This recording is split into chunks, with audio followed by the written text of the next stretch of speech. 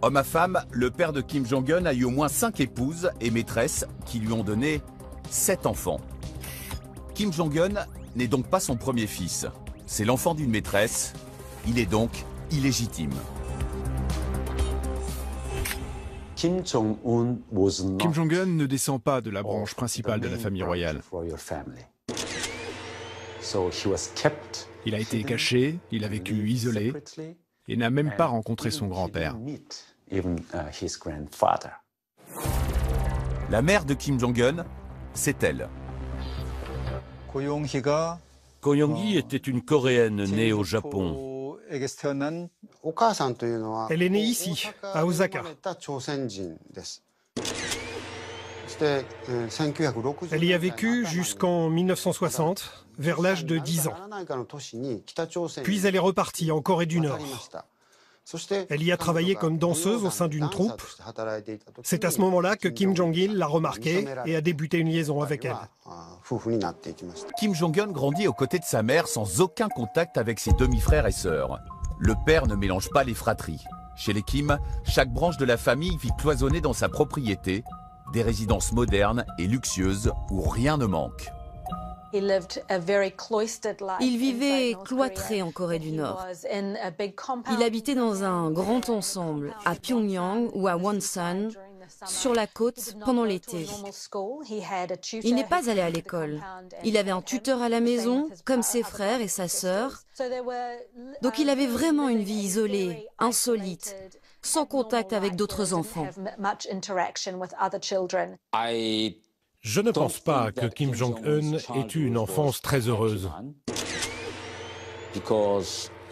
Parce qu'il était un enfant caché et que toute son enfance était très contrôlée par des accompagnateurs, des gardes du corps.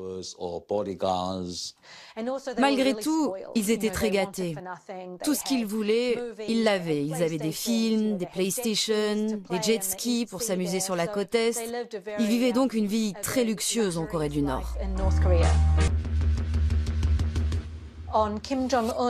Pour son 8e anniversaire, Kim Jong-un a été présenté officiellement. Son père a dit « Voici mon plus jeune fils, Kim Jong-un, et il sera mon successeur ». Les hauts dignitaires, les généraux se prosternaient devant lui avec déférence, même à ce très jeune âge. Il a grandi en sachant qu'il dirigerait un jour le pays. Mais le père est joueur. Dans cette compétition pour le poste suprême, il conserve aussi son fils aîné dans la course. Kim Jong-il a dit à son fils Kim Jong-nam « Mets cet uniforme ». Puis il l'a laissé s'asseoir dans son fauteuil et lui a dit « C'est ton fauteuil. Tu es le maître. Tu contrôleras ce pays. » Son 3e fils, lui, n'a jamais eu cet honneur. Son père le trouvait trop mou et trop efféminé pour lui succéder. Fan de musique, la dernière fois qu'il a été vu en public, c'était en 2015, à un concert d'Eric Clapton à Londres. Depuis, il a totalement disparu des radars. Le duel se joue donc entre Kim Jong-un, à gauche, et son frère aîné. Mais ils ne le savent pas encore. Pour leurs études, leur père choisit la Suisse, ce pays où l'on cultive la discrétion. Les deux frères sont tenus à bonne distance. Ce sera Genève pour l'aîné, Berne pour Kim Jong-un. Kim Jong-un est arrivé en Suisse à l'été 1996. Kim Jong-un vit sous une fausse identité, Pak Eun. Il est placé sous la protection de l'ambassadeur nord-coréen en Suisse. Kim Jong-un intègre l'école internationale de Berne, un établissement anglophone sélect. Il découvre notamment les joies du ski, un collégien comme un autre. Les enfants allaient à l'école, jouaient au basket dans le gymnase après les cours. Ils invitaient des amis, ils jouaient au Lego, ils mangeaient des gâteaux pour leurs anniversaires. Une vie normale en Suisse, quoi. En 2004, à 51 ans, la mère de Kim Jong-un meurt à Paris. Son père, lui, a déjà lancé des préparatifs de sa succession. Il doit maintenant choisir entre ses deux fils. Kim Jong-nam, le fils aîné, longtemps pressenti, est sur la touche. Ces frasques irritent son père.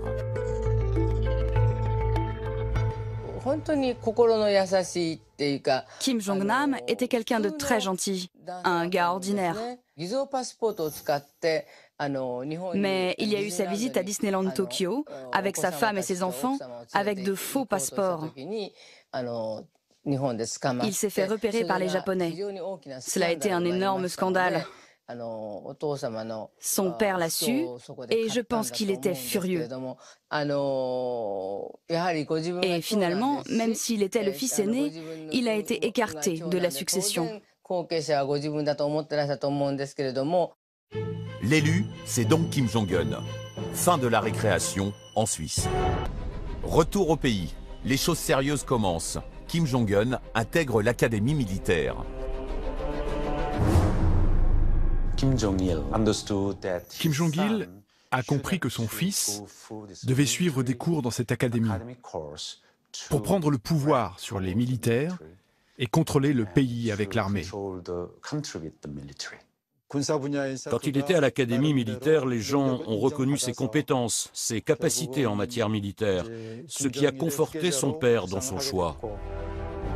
À peine sa formation achevée, Kim Jong-un est directement nommé général 4 étoiles et vice-président du comité de la défense nationale, rien que ça. Dès la fin 2008, il était la deuxième personne la plus puissante du pays, après son père. Avant même la mort de son père, il contrôlait déjà l'armée et le département de la sécurité d'État. Personne ne pouvait s'élever contre son autorité. Quand son père meurt le 17 décembre 2011, Kim Jong-un est fin prêt à prendre la relève. Seul fils du défunt à participer à la procession, qu'a donc en tête ce jeune homme de 27 ans qui accompagne le corbillard en cette froide matinée d'hiver? Au pays du secret, les Nord-Coréens découvrent l'existence de leur nouveau leader du jour au lendemain. Le fils élu n'avait jamais été présenté à la population. Le règne de son père a été marqué par la famine. Alors Kim Jong-un décide de l'oublier. Il lui faut un autre modèle. Ce sera son grand-père, Kim Il-sung, dirigeant d'une nation prospère. En Corée du Nord, les représentations des dirigeants sont sacrées. Difficile d'y échapper. Les gigantesques statues du père et du grand-père surplombent les villes du pays. Tout visiteur est tenu de se prosterner à leurs pieds. Leurs portraits ornent les bâtiments officiels, décorent chaque foyer, chaque école, chaque hôpital et s'affichent au cœur même de la population avec ces badges que les Nord-Coréens ont pour obligation de porter sur la poitrine.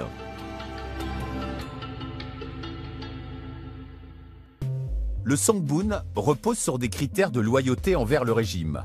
Pour que votre songbun soit bon, les hommes de la famille doivent avoir adhéré aux idées de la dynastie depuis toujours. La classe sociale des Nord-Coréens, ouvriers, paysans, militaires, professeurs, est également prise en compte pour déterminer leur place dans la société. La population est donc divisée en 5 catégories. Tout en haut, les spéciaux, les plus loyaux. Je faisais partie des 10% de la population qui constituent l'élite. Nous pouvons voyager à l'étranger pour affaires. Nous pouvons détenir des devises étrangères. Viennent ensuite les nucléus, les basiques, les complexes et tout en bas, les hostiles, considérés comme des ennemis du régime.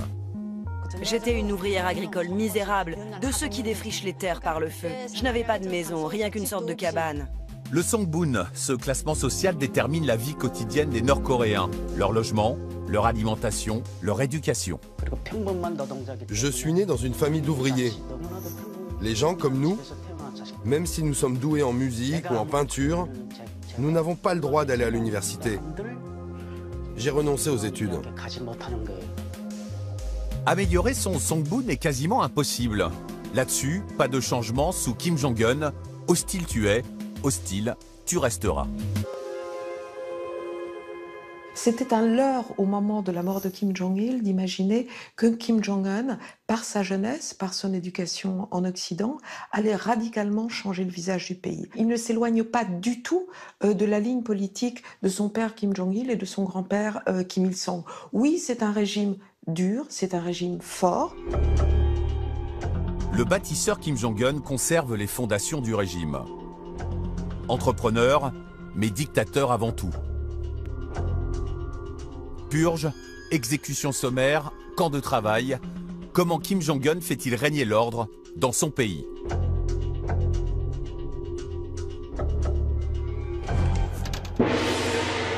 Le jeune dirigeant moderne se met à éliminer les membres de sa famille. Kim Jong-un a fait exécuter Jang Song-taek, son propre oncle, l'ami de son père. Les gens ont pris peur en voyant ça. Kim Jong-un fait vraiment régner la terreur. Sous Kim Jong-il, les exécutions comme celle-ci étaient généralement tenues secrètes, parce que c'était honteux pour eux de tuer des proches. Donc son père le cachait, mais Kim Jong-un a perdu la tête. Il tue des proches de son père, des gens de son cercle proche, et il s'en vante en conduisant des exécutions publiques. Il y a l'élimination des cadres du régime, mais aussi les milliers d'exécutions publiques, une vieille coutume chez la famille Kim. Toute la population tremble. Car si vous êtes considéré coupable, toute votre famille l'est aussi. C'est une règle clé pour perpétuer le système d'oppression.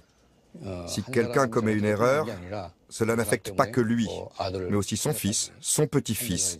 3 générations peuvent être exécutées. Une règle qui s'applique aussi aux familles de ceux qui ont fui le pays. Les camps, c'est l'assurance d'une mort lente et douloureuse.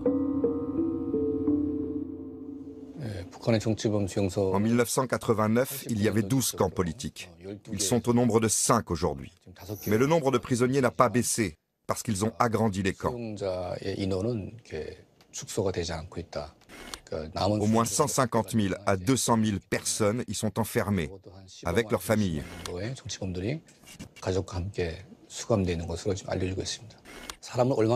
Je ne sais pas à partir de combien de morts nous pouvons parler de génocide.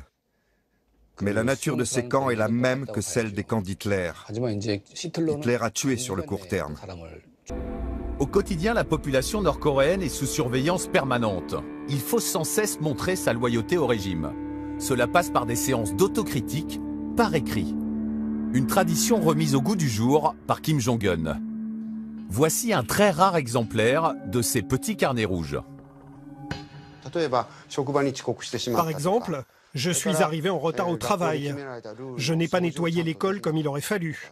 Je n'ai pas été assez actif lors du dernier rassemblement politique. C'est ce genre d'aveu qu'il faut consigner. Tous les Nord-Coréens, qu'ils soient enseignants, employés de bureau, militaires, membres du parti, ouvriers, doivent une fois par semaine se soumettre à ces séances d'autocritique. Tout est écrit, documenté, mais aussi enregistré. Dans ce système, tout le monde surveille tout le monde. Les caméramens filment minutieusement tout ce qui se passe lors d'un événement, puis le contenu des vidéos est visionné. Si on détecte une personne qui ne sourit pas au même moment que le dirigeant, un rapport doit être rédigé. Si les soldats à la frontière commettent une faute, s'ils laissent quelqu'un s'échapper, ils sont exécutés.